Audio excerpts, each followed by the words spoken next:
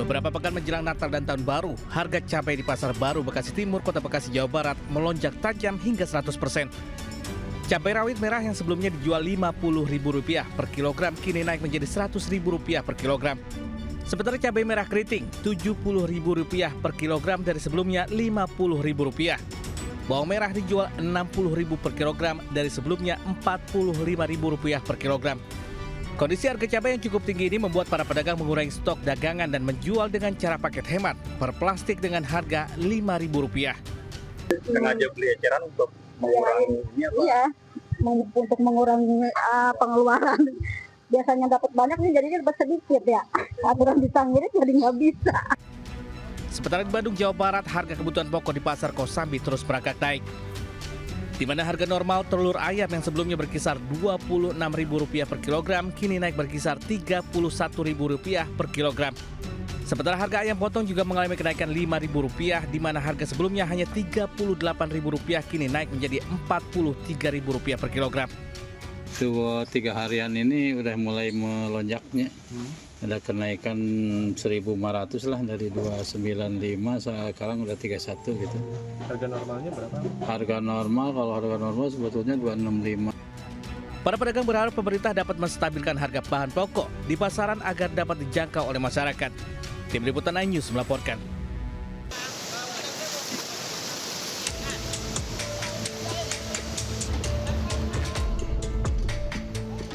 Sejumlah warga yang terjebak banjir dievakuasi petugas ke tempat yang lebih aman. Petugas berupaya menyelamatkan warga meski menerjang derasnya banjir. Banjir kembali melanda kawasan Batu Busuak, Kecamatan Pauh, Kota Padang. Tingginya intensitas hujan yang mengguyur Kota Padang Rabu dini hari hingga siang hari mengakibatkan aliran sungai Batang Puranji meluap hingga ke pemukiman di Batu Busuak, Kecamatan Pauh. Banjir juga memutus satu-satunya akses jalan menuju permukiman. Nah, di sana, di sebelah sana, di seberang sana kita lihat ada warga yang butuh diungsikan karena jalan yang biasa ditempuh itu sudah putus. Nah, makanya yang di sebelah sana minta tolong dievakuasi. Dampak putusnya akses jalan membuat puluhan warga di kawasan tersebut terisolasi. Dari Padang, Sumatera Barat, Budi Sunandar, iNews melaporkan. Pemirsa, puluhan anak ular jenis sanca ditemukan warga di saluran air di Sukabumi, Jawa Barat. Puluhan ekor anak ular sanca ini belum lama menetas dari telurnya.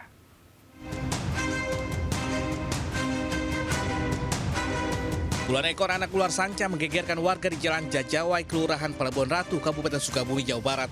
Ular berada di dalam gorong-gorong depan kantor Dinas Pariwisata. Anak ular sanca tersebut diperkirakan belum lama menetas. Meski tidak berbahaya, keberadaan puluhan ekor anak ular tersebut meresahkan warga. Apalagi di lokasi tidak ditemukan induk ular tersebut. Warga selanjutnya melaporkan penemuan tersebut ke petugas pemadam kebakaran.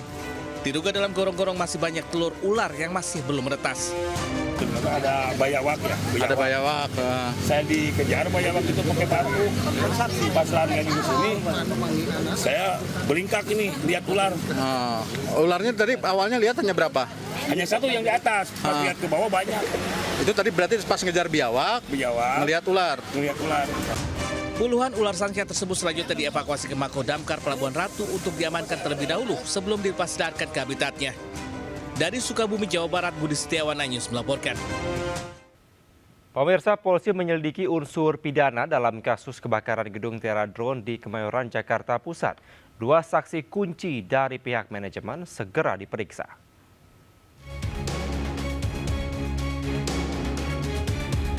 Polisi menyelidiki unsur pidana pada kebakaran gedung Tera Drone di Kemayoran, Jakarta Pusat. Setelah memeriksa 6 karyawan yang selamat, penyidik menjadwalkan pemeriksaan pada 2 saksi kunci dari pihak manajemen gedung. Ada 2 orang saksi kunci lagi yang akan kami periksa, termasuk dari pihak manajemen. Tentunya kami berharap bahwa pemeriksaan ini bisa membuat terang dan kami masih melaksanakan penyelidikan untuk menemukan apakah ada pidana atau karena kelalaiannya yang menyebabkan korban begitu banyak. Sementara itu, 22 jenazah korban kebakaran sudah teridentifikasi. Jasad para korban sudah diambil keluarga untuk dimakamkan. Kesedihan mendalam dirasakan keluarga dan kerabat yang tak menyangka korban pergi secara tiba-tiba. Kebakaran di gedung Tera Drone terjadi pada Selasa lalu. para korban terjebak dalam gedung saat terjadi kebakaran. Polisi menduga kebakaran akibat ledakan baterai drone di gudang penyimpanan yang berada di lantai bawah. Tim Liputan iNews melaporkan. Pemirsa, 4 anggota sindikat ganjal ATM lintas provinsi digerebek polisi di Cirebon, Jawa Barat. Dalam aksinya mereka memperdaya korban yang hendak mengambil ATM untuk menukar kartu setelah mengamati nomor sandinya.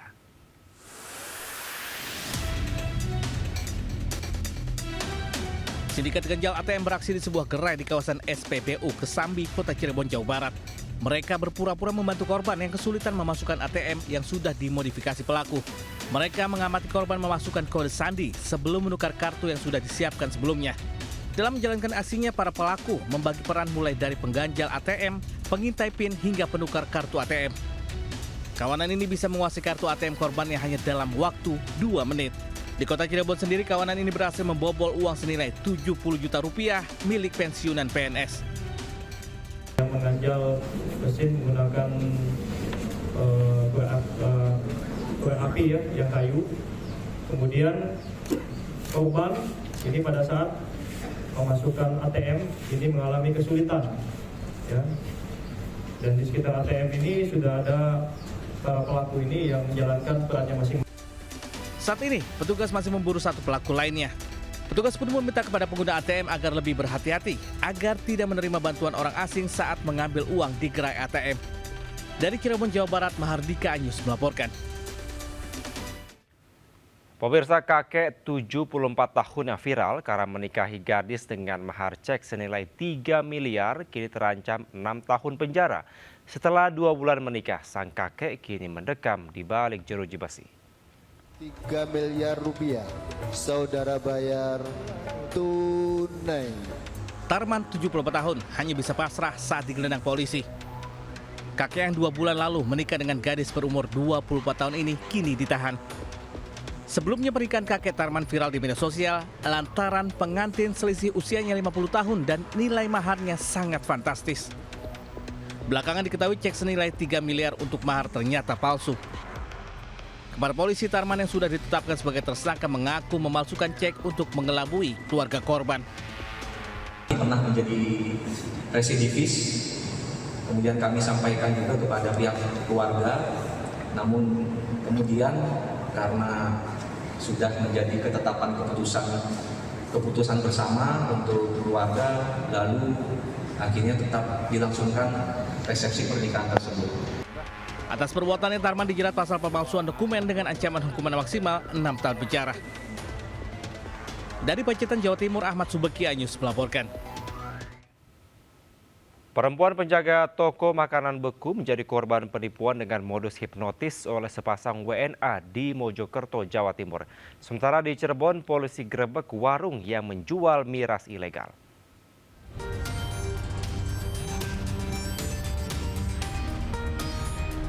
Sepasang WNA mendatangi toko makanan beku di Kecamatan Mojosari, Kabupaten Mojokerto, Jawa Timur. Mereka mendatangi kasir dan pura-pura hendak menukar uang.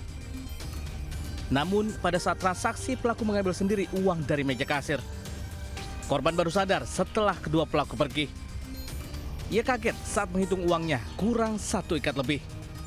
Uang sampai geledah-geledah lagi, geledah gini, sampai ditutup gini, digeledah-geledah gini, sampai tangannya tuh ngerak sampai di bawah-bawah gitu. Sampai tak sadarnya kalau uang itu hilang gimana Mbak tahunya? Pas orangnya pergi terus tak hitung uangnya itu. Hitungan kapitanku per 1 jutanya itu kurang 1 ikat lebih. Total kerugian berapa Mbak? 1.150.000. Meski menjadi korban, pemilik toko tidak melapor ke polisi. Namun, rekaman CCTV milik toko disebarkan di media sosial agar pemilik toko lainnya waspada. Dari Kabupaten Mojokerto, Jawa Timur, Solahuddin iNews melaporkan. Pak, ya Allah, ibu kan muslim, nggak boleh aku jualan miras. Gara-gara mabok, ya Bu ya. Aparat Polres Cirebon mendatangi sebuah toko kelontong di Kecamatan Sumber, Kabupaten Cirebon, Jawa Barat. Petugas yang mendapat laporan terkait penjualan miras langsung menggeledah toko dan mendapati 2 dus berisi puluhan botol miras.